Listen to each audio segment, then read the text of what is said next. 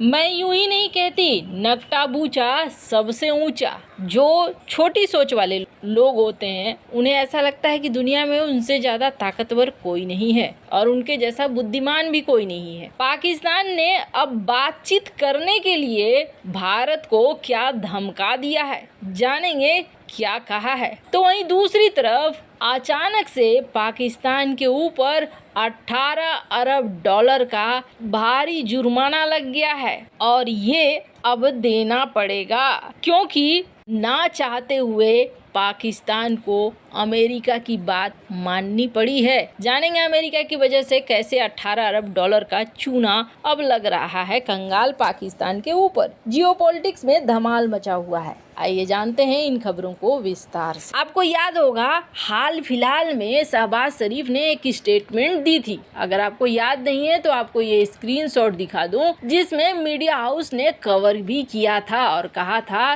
कि शहबाज शरीफ चाहता है कि भारत से बातचीत हो जाए। बड़े अच्छे शब्दों का इस्तेमाल भी शहबाज शरीफ ने किया। शहबाज शरीफ ने ये कहा था कि भारत के साथ हमने 3 जंगें लड़ी हैं, 1965, 1971, 1999 की, और तीनों जंगों से हमें कुछ हासिल नहीं हुआ है। इन जंगों ने गरीबी दी है, बर्बादी दी है, तबाही दी है और अब हम नहीं चाहते हैं कि इस तरीके के झगड़े और हों। हम चाहते हैं कि आपस में मिल बैठ कर बातचीत कर लेते हैं, जो हमारी समस्याएं हैं उसे दूर कर लेते हैं। ये शरीफ की तरफ से रिमार्क आया था, जिसका मतलब ये लगाया गया था कि पाकिस्तान बातचीत करना चाहता है। हालांकि सही मतलब भारत ने निकाल लिया था कि पाकिस्तान बातचीत करना नहीं चाहता है। पाकिस्तान अपने आप को शरीफ दिखलाना चाहता है, सुधरा हुआ दिखलाना चाहता है, IMF के सामने, वर्ल्ड बैंक के सामने और FATF के सामने, क्योंकि अब उसे FATF का भी डर लग रहा है। दरअसल पाकिस्तान चाहता है कि दुनिया ये समझे कि हम बातचीत करने के लिए तैयार हैं। 6 महीने में ये दूसरी बार है जब शहबाज शरीफ ने इस तरीके की स्टेटमेंट दी। जहां एक तरफ इस तरीके की स्टेटमेंट दी जा रही है तो वहीं UN में कश्मीर के मामले उठाए जा रहे हैं, जिस पर भारत ने जवाब भी दिया था। भारत ने जवाब दिया इस बात का, इस प्रस्ताव का, और भारत ने कहा कि देखो दोनों चीजें एक साथ नहीं हो सकती है। ये नहीं हो सकता है कि आप हमारे से बातचीत करने की कोशिश एक तरफ करो और दूसरी तरफ आतंकवाद के लिए LOC पर हमारे यहाँ भेजो। LOC में मारकर गिराए गए हैं आने वाले कुछ परिंदों को।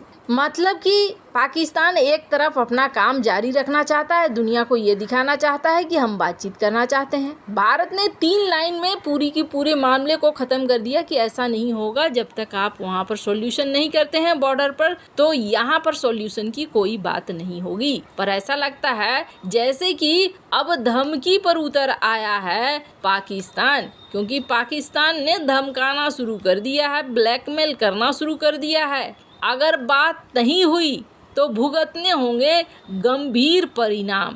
पाकिस्तान बातचीत के लिए गिड़गिड़ा रहा है कि धमका रहा है। वैसे आपको बता दें पाकिस्तान का बयान बड़ा कंफ्यूज करने वाला है, क्योंकि उसके बयान में आग्रह से ज्यादा धमकी लग रहा है। पाकिस्तान ने कहा कि अगर बातचीत शुरू नहीं हुई तो इसके गंभीर परिणाम होंगे। अमेरिका में पाकिस्तान के राजदूत हैं मसूद खान। इसने वॉशिंगटन में एक बैठक को संबोधित करते हुए कहा कि भारत की ओर से भी बातचीत का जिक्र होना चाहिए। पाकिस्तानी न्यूज आउटलेट डॉन के मुताबिक इन्होंने कहा कि दोनों ही देश को इस मुद्दे पर बात करनी होगी, इसमें कुछ भी एक तरफा नहीं हो सकती। इससे पहले पाकिस्तान के प्रधानमंत्री भी बातचीत के लिए कह चुके थे, तो अब ये कह रहे थे तो लग रहा था कि ये तड़का लगाना चाह रहे हैं। वैसे आपको बता दें अमेरिका ने इस मामले में ये कहा कि देखो ये दोनों का मामला है और ये दोनों ही आपस में सुलटा सकते हैं। हम इस मामले में इंटरफेयर करने के इच्छुक नहीं हैं। स्क्रीन पर आप आर्टिकल देख सकते हैं जहां पाकिस्तानी राजदूत के शब्द इस तरीके के दिख रहे हैं, जिसमें वो कह रहे हैं कि बातचीत करो। लेकिन ये जो बातचीत करने का और बोलने का तरीका है कि बहुत डेंजरस होने वाला है, खतरनाक होने वाला है। परिणाम अगर बातचीत नहीं किया तो ये धमकाने वाले अंदाज ज़्यादा लग रहे हैं। पर क्या सचमुच पाकिस्तान के पास कोई शक्ति आ गई है जो पाकिस्तान इस तरह के शब्दों का इस्तेमाल कर रहा है? हालांकि हाल ही में एक खबर आई जिस खबर में ये कहा गया कि अमेरिका और पाकिस्तान ने एक डिफेंस पैक्ट को रिन्यू किया है और ये डिफेंस पैक्ट कहीं ना कहीं जिस तरीके से भारत को छूट मिली है, भारत के साथ भी लेमुआ जैसे एग्रीमेंट करे हैं, ये एग्रीमेंट कुछ वैसा ही है। तो कहीं इसकी वजह से भी लग रहा हो कि अमेरिका तो हमारे साथ है, तो भारत को थोड़ा अंदाज में बोलते हैं, हो सकता है इसलिए ये राजदूत महोदय थोड़ा आगे निकल गए हों। पर आपको बता दें, कर्महीन खेती करे, बैल मरे सूखा पड़े,